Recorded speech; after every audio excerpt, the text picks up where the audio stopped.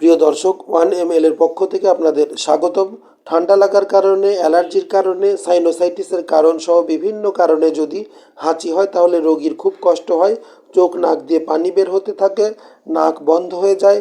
আজকের এই ভিডিওতে কিভাবে হাঁচি নিয়ন্ত্রণ করা যায় তার বায়োকেমিক এবং হোমিওপ্যাথিক কম্বিনেশন ওষুধ সম্বন্ধে আলোচনা করব। তাই যারা এ বিষয়ে জানতে চান তারা ভিডিওটি সম্পূর্ণ দেখুন। জ্বর, সর্দি, ঠান্ডা লাগা, অ্যালার্জি সহ নানা কারণে হাঁচি হয়, নাক চোখ চুলকায়, নাক চোখ দিয়ে পানি বের হয়। প্রথমেই আমরা এর কার্যকর হোমিওপ্যাথি ওষুধ নেওয়ার কথা বলবো।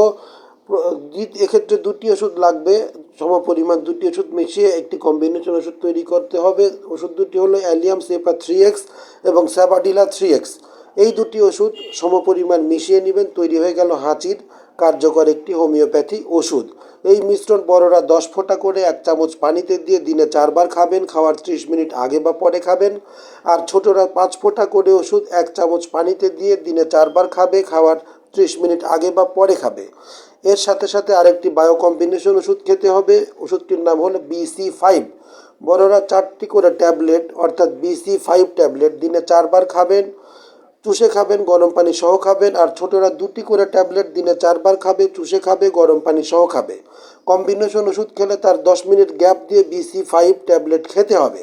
এভাবে যদি খান তাহলে আপনাদের হাঁচি খুব শিগগিরই ভালো হয়ে যাবে। দর্শক, আমাদের একটা ওয়েবসাইট আছে 1mlbd.com।